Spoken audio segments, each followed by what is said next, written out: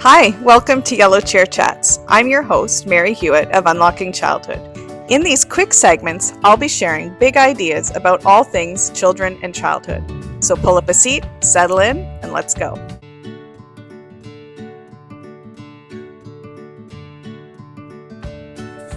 In this short video, I'll be talking about how to develop an attachment lens in your practice with young children.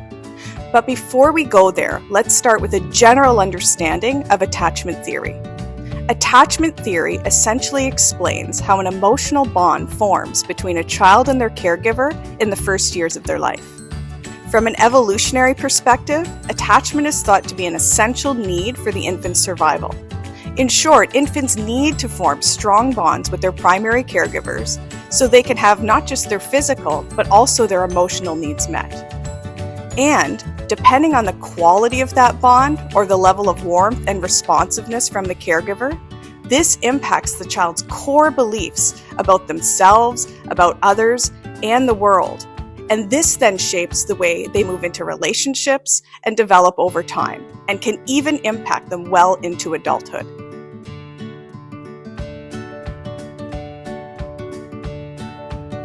If a child has a secure, warm, supportive relationship with their primary caregivers in childhood, they will be much more likely to view themselves, others, and the world, for the most part, as inherently good.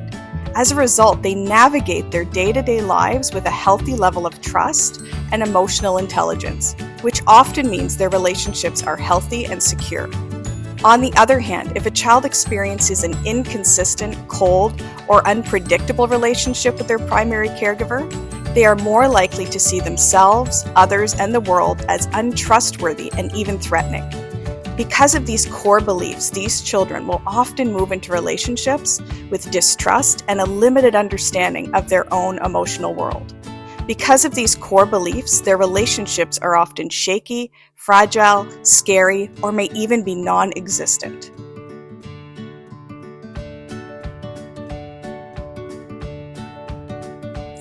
Much research has been conducted to help us understand the many ways children develop their bonds, or not, with their caregivers. In short, they wanted to understand, what does a strong, healthy bond look like, and what other kinds of bonds exist?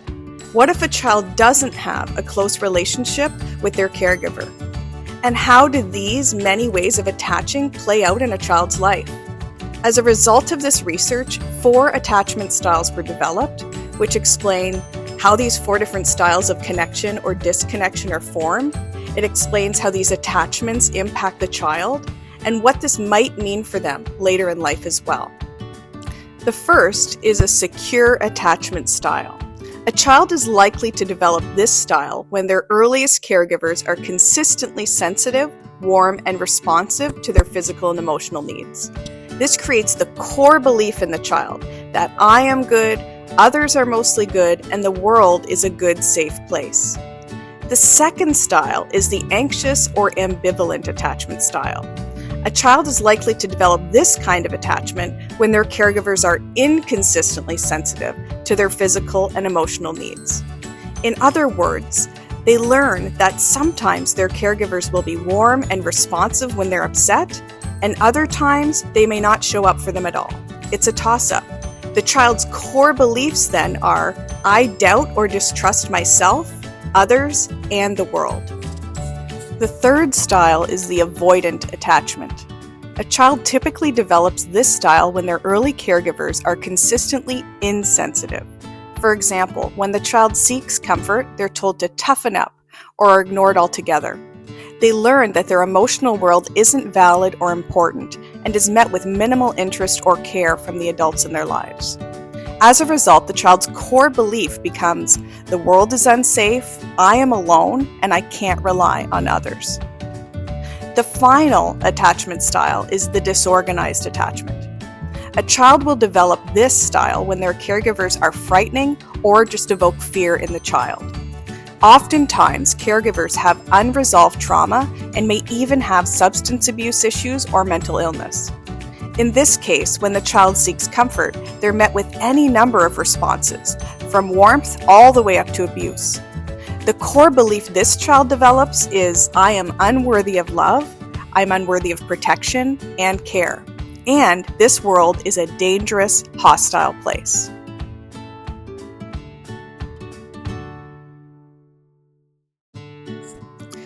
So now that we know about the different attachment styles, let's get back to the attachment lens. When we think about our work with children, having an attachment lens means we can equip ourselves with a sound understanding of attachment styles and then view children's behavior and the ways they show up and interact with the world through this lens. Something that's important to note is that we're not in a position to diagnose attachment styles, but we can notice patterns in children's behavior that might signify a way of relating to the world, and then adjust our practices to best support that child and ensure our relationships with them are secure. Let me run through this with some examples.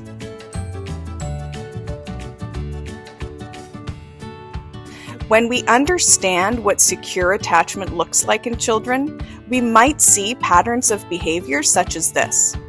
You might notice the child is willing to play and explore, but also uses the caregiver or yourself as a secure base to return to if they need help or support. They may also tend to have good self-esteem and a good self-concept. They might be highly empathetic towards others because they've been developing an understanding of the emotional world by way of their responsive caregiver. They are also willing to share their feelings, they're honest about who they are, and being vulnerable is not uncomfortable for them.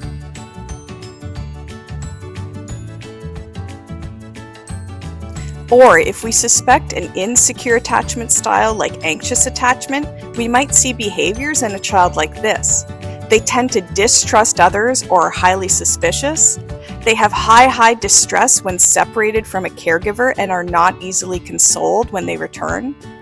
They often stick very close to you, seem overly dependent, and seek regular reassurance or ask lots of questions to feel safe.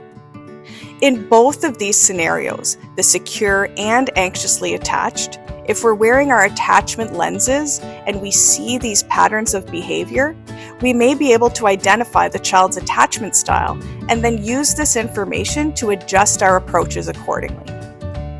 In the case of the potentially anxiously attached child we just discussed, let's call him James.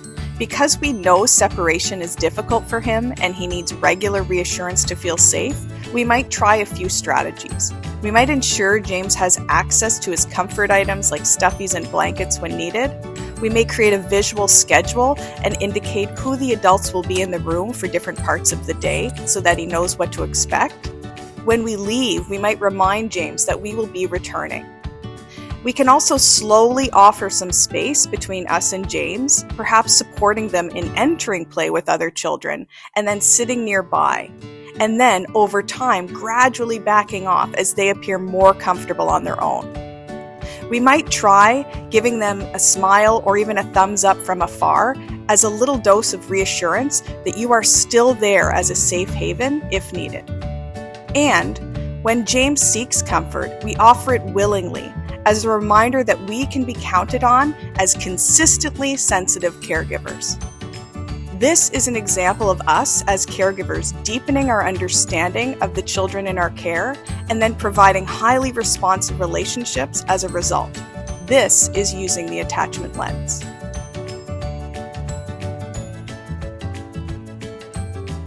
Now, what about the child who seems avoidantly attached? Let's call her Layla. Perhaps you notice she has a pattern of being resistant to your care or your help, and she even avoids eye contact or physical touch. How might you use your attachment lens to provide care for Layla? Well, in this case, you might first remember that supporting her should be impactful, enough that they notice and feel it, but not loud or grandiose, because this will make her recoil. We can also help her with a task in a subtle way or show signs that we care by bringing in materials that they mention they enjoy at home. We can also show Layla that you are someone who sees and hears them, and perhaps they can come to trust you as someone who is genuine in your care and support.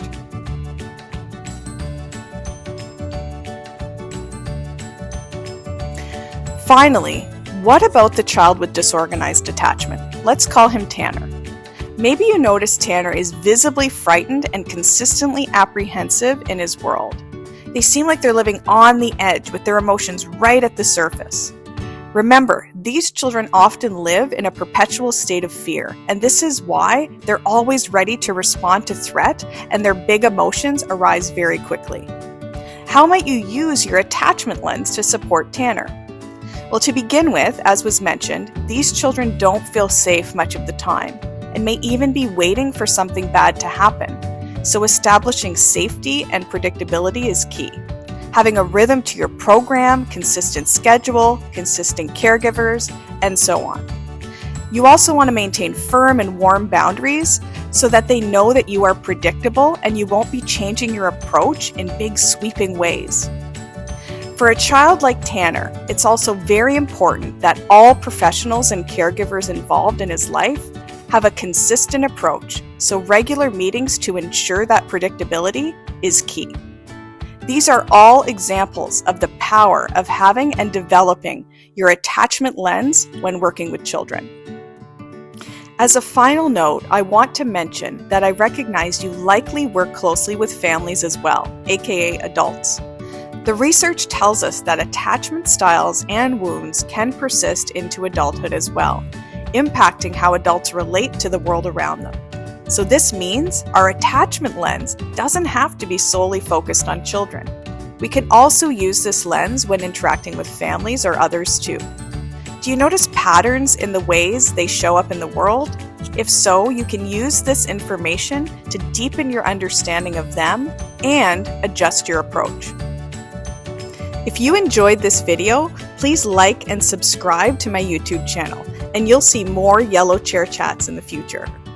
Also, for this particular talk, there is a follow-up worksheet that you could use in a community of practice or just for yourself to reflect on the learning in this video. You can find it at www.unlockingchildhood.com under the resources section. Thanks for tuning in, and I'll see you next time on the Yellow Chair.